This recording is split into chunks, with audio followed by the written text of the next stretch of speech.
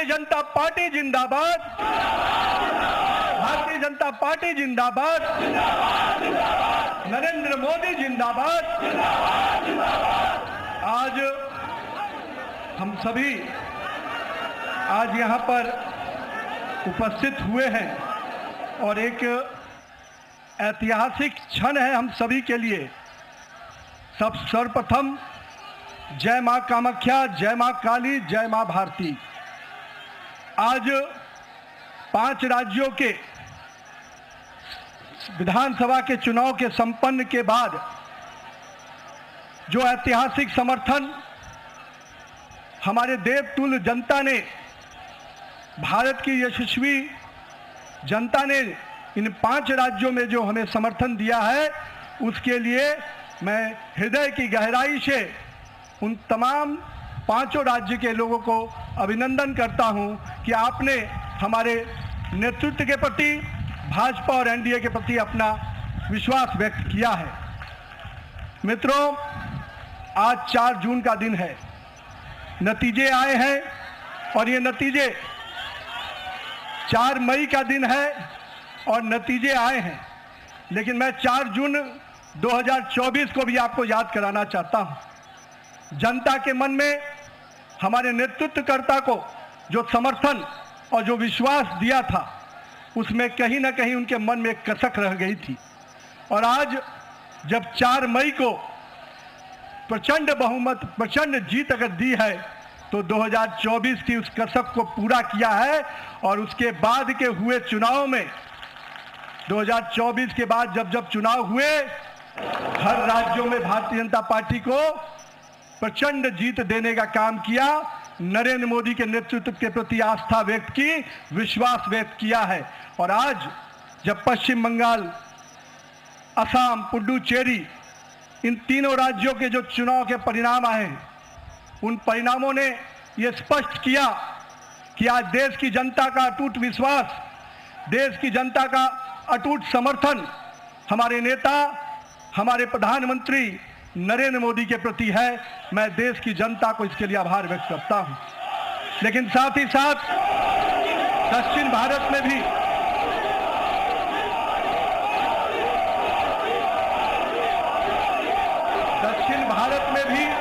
जिस प्रकार से सशक्त उपस्थिति हमारी पार्टी को मिली है, आने वाले समय में दक्षिण भारत भी भाजपा के कमल से खिलेगा।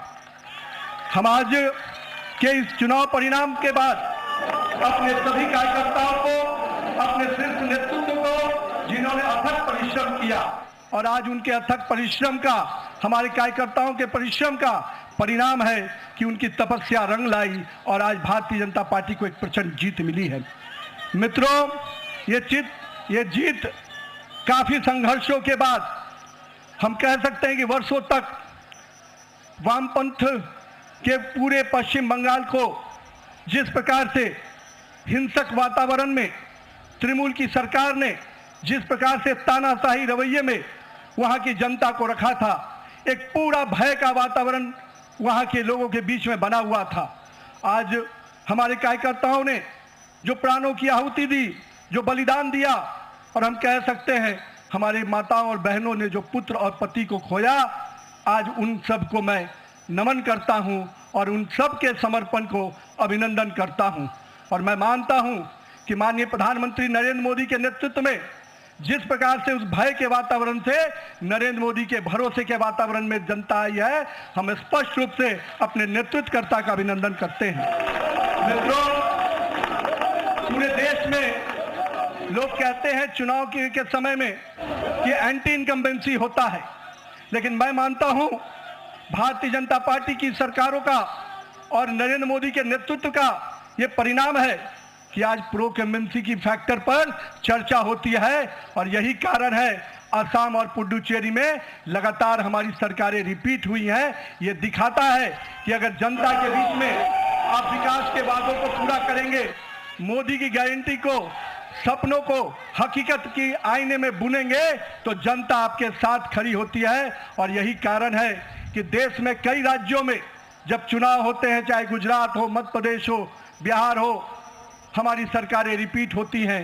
ये कारण है कि हमारे नेतृत्व के प्रति और हमारे नेतृत्व का कथनी और करनी में अंतर नहीं होता है।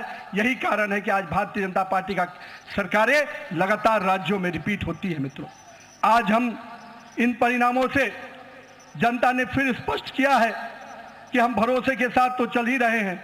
हम अपने नेतृत्वकर्ता प्रधानमंत्री नरेंद्र मोदी के प्रति जो विश्वास और जो स्नेह देखने को मिला पूरे चुनाव के कैंपेन में, मैं मानता हूं कि आज पूरे देश में जो स्थितियां हैं उस पे ये जो समर्थन मिला है हम सभी को, वो स्पष्ट संकेत देता है कि 2024 के परिणाम के बाद भी, आज भी 12 वर्षों के बाद भी नरेंद्र मोदी के प्रति वही विश्वास, वही प्रेम और वही स्नेह जनता के बीच में कायम है। गंगोत्री से लेकर गंगा सागर तक एनडीए भाजपा की सरकार बन रही है। मित्रों, ये केवल भौगोलिक विस्तार नहीं है, ये हमारे प्रति, हमारे नेतृत्व के प्रति विश्वास और उसके विचार का भी विस्तार है। मैं आज यहाँ पर पश्चिम बंगाल के उस जीत को कई मायने में अहम मानता हूँ। हमारे प्रेरणादायी पुरुष जहाँ हुए बलिदान मुखर्जी, वो कश्मीर की बात हम करते थे।